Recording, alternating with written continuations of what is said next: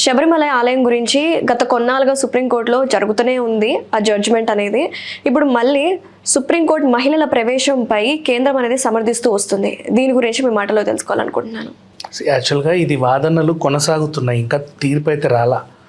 April 22 వరకు కొనసాగుతాయి. నీకు ఆర్టికల్ 25-26 మత స్వేచ్ఛ, నెక్స్ట్ అలాగే మనకి సమానత్వం కూడా ఉంది. ఈ రకంగా చూసుకుంటే ఇది క్లిష్టమైన తీర్పే. దీనికి సంబంధించి మీరు కావాలంటే నెట్ఫ్లిక్స్లో హక్ అని ఒక సినిమా ఉంటుంది. ఓకే, ఒక ముస్లిం యువతి బనో, యాక్చువల్ ఒరిజినల్ స్టోరీలో బనో, ఇక్కడ మనకేమో యామి గౌతమ్ చేసినట్టుంది. ఇదేంటంటే తలాక్ తలాక్ తలాక్ అనేస్తే విడాకులు అయిపోతాయి కదా. అవును, అది ఎలా అవుతుంది? ముస్లిం ఎంతమంది నన్న చేసుకోవచ్చు అంటే నాకు ఫస్ట్ వాల్యూ లేదా అని పోరాడింది పాపం. ఈ కోర్టు నుంచి ఈ కోర్టుకి హైకోర్టుకి సుప్రీంకోర్టు దాకా వెళ్ళి లాస్ట్ వాదనలు ఎలా ఉన్నాయంటే పాపం జడ్జి కూడా కన్ఫ్యూజన్. మాకంటూ మా మతంలో ఇలా ఉంది, మీరు మా మత విశ్వాసాలను ఉల్లంఘించినట్టు అవుతుంది మీరు ఏదైనా తీర్పు చెబితే. ఇక్కడ ఏంటి, మళ్ళీ అమ్మాయికి న్యాయం కూడా జరగాలి. ఇక్కడ రెండు ఉన్నాయి. ఇలా ఉండేసరికి ఎలాంటి తీర్పు ఇచ్చారు అనేది ఆ సినిమా నేపథ్యం. నిజంగా అఫ్కోర్స్ ఆ అమ్మాయి గెలిచింది, ఈవెన్ దో ఇప్పటికీ కూడా ఇలాంటివన్నీ నడుస్తూ ఉన్నాయి బయట. సో ఇలా మతపరంగా చూసుకున్నా, వాళ్ళ సాంస్కృతిక సంప్రదాయాల పరంగా చూసుకున్నా ఉంటాయి బోల్డన్ని విషయాలలో. ఎప్పుడో ఒకప్పుడు ఏదో ఒక చోట ఇట్లాంటి కాన్ఫ్లిక్ట్స్ వస్తాయి.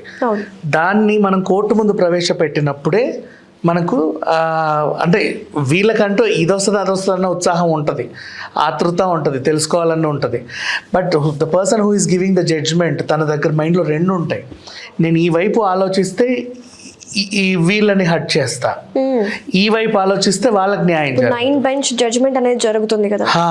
అప్పుడు ఏంటి, ఇప్పుడు ఫర్ ఎగ్జాంపుల్ ఆ అమ్మాయి ఎవరో అక్కడికి వెళ్ళేసి వచ్చి గతంలో మేము ఎందుకు వెళ్ళకూడదు, మాకు దేవుడే కదా అని ఒక అమ్మాయి పోరాడింది.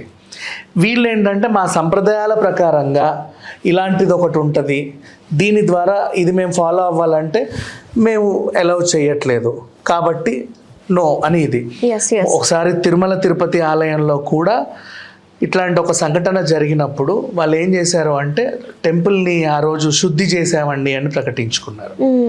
అదొకటైంది. చాలా సిచ్యువేషన్స్లో అయితే ఇక్కడ ప్రాబ్లం ఏంటంటే ఈ అంశం అంతా ఒక ఎత్తు అయితే మెడికల్ టర్మ్స్లో లేడీస్కి పీరియడ్స్ అనే దాన్నే వీళ్ళు పాయింట్అవుట్ చేస్తారు. Exactly at the age of 10 నుంచి 50 ఇయర్స్ మధ్యన ఈ మెన్స్ట్రేటింగ్ ఏజ్ వాళ్ళని పాయింట్అవుట్ చేస్తున్నారు కదా. చెప్పలేము కదా. ఇట్లాంటి సిచ్యువేషన్స్లో వీళ్ళు ఉన్నప్పుడు వాళ్ళకి ఇవ్వాల్సిన మర్యాద మనం ఇవ్వాలి అనేది ఎవరు ఆలోచిస్తారు? జస్టిస్. కరెక్టే. ఇప్పుడు ఆ ప్రాబ్లం అక్కడ వచ్చింది, వాళ్ళ హక్కు కోసం కొట్లాడుతున్నారు. ఇక్కడ అదే టెంపుల్ ఇష్యూ ఇంకో ఇష్యూ కాదు. వాళ్ళకి పలానా చోటి నన్ను రావద్దన్నావు, ఎందుకు రావద్దన్నావు అంటే నువ్వు ఆ ప్రాబ్లమ్ని చూపిస్తున్నావు. ఆ ప్రాబ్లం నేను కావాలని తెచ్చుకున్నావా? లేదే. ఇప్పుడు జ్వరం వస్తే వర్షంలోకి వెళ్ళొద్దు అంటాడు. జ్వరానికి తెలియకుండా వచ్చింది, వర్షం తెలియకుండా పడుతుంది, వెళ్తే ప్రమాదం కాబట్టి వద్దంటారు. ఇక్కడ ప్రమాదం ఏం లేదు కదా, నువ్వు ఆలయంలోకి వెళ్ళి రాగానే అక్కడ ఏం జరగట్లా, కానీ ఏదో అవుతుంది అని వీళ్ళు భయపడుతున్నారు. అసలు అది అవ్వకూడదు అని చెప్పి ఆలోచిస్తున్నారు. ఆ ఆలోచన మా పట్లే ఎందుకు అని వాళ్ళు పోరాడుతున్నారు. ఇప్పుడు మతం ఇట్లా టెంపుల్ విజన్గా చూస్తే మా ఇన్నేళ్ల చరిత్రలో ఎప్పుడు ఇలా లేదండి.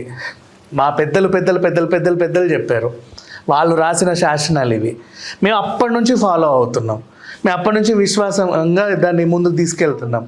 మీరెవరో వచ్చి ఇప్పుడు సడన్గా దీన్ని మారుస్తామంటే మేము మా ఆచారాలని మా సంప్రదాయాలని మీరు వ్యతిరేకించినట్లుగా మేము ఫీల్ అవుతాం. మీరు ఆలోచించండి, ఇది చాలా పెద్ద టాస్క్, ఇది నోబడీ కెన్ డూ. అందుకే నేను నీకు ఆ సినిమా ఎగ్జాంపుల్ ఇచ్చా. అక్కడ కూడా అఫ్కోర్స్ ఆ హీరోయిన్ ఎందుకో నెగ్గింది, బట్ రియల్ లైఫ్లో ఆ బనో నెగ్గిందో లేదో నాకు తెలియదు. బట్ ఆఫ్టర్ దట్ చాలా ఏళ్ళు ఇప్పటికీ కూడా ఈ సంప్రదాయాలు ఉన్నాయి, వాళ్ళు కొనసాగిస్తున్నారు. అలాగే నెక్స్ట్ ఇప్పుడు గ్రహణం రోజు ఆలయం మోయడం ఇలాంటివి అంటే అది ప్రకృతి సంబంధితంగా ఉంది కాబట్టి ఓకే. మీరు మనుషులంగా మాకు తెలియకుండా మాకు సంబంధం లేదు అది. ఇప్పుడు సరే నువ్వు కింద పడ్డావు, బ్లీడింగ్ అవుతుంది, అమ్మ అట్లా రావద్దు, అక్కడ పడితే అదేదో ఉంటుంది, నువ్వు కట్టుకోను, ఓకే కట్టుకుంటా, లేదా రాను నేను టెంపుల్కి. What about this periods? అది నాకు తెలియకుండా వచ్చింది, నాకు వద్దు అంటే అది పోదు. మళ్ళీ అది అలా ఉంది. దానికి ఎందుకన్నా అమ్మాయి కొట్లాడింది. సో ఇక్కడ రెండు కూడా డిఫరెంట్ టాస్క్లే, రెండు కూడా చాలా ఇంపార్టెంట్ టాస్క్లే. ఇప్పుడున్న జడ్జికి బెంచ్కి ఇది ఒక పెద్ద సవాల్. ఎందుకంటే గతంలో చాలా మంది దీన్ని స్కిప్ చేసుకుంటూ వచ్చారు. ఇప్పుడు అది చాలా తీవ్ర రూపం దాల్చింది.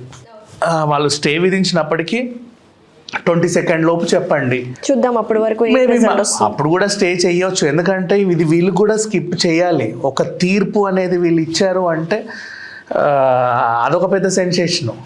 మరి దాన్ని మేబీ వాళ్ళు స్కిప్ చేస్తేనే బెటర్ నన్ను అడిగితే. బికాజ్ ఈ రెండింటికి ఆన్సర్స్ లేవమ్మా. వీళ్ళకి న్యాయం జరగాలి, వాళ్ళకి న్యాయం జరగాలి. వాళ్ళు హట్ అవుతూ వీళ్ళు హట్ అవుతూ. ఓ పక్కనేమో సంస్కృతి సంప్రదాయాలు, మత స్వేచ్ఛ, ఇంకో పక్కనేమో సమానత్వం. మరి రెండింటిని ఎలా కలుపుతాం? అట్లా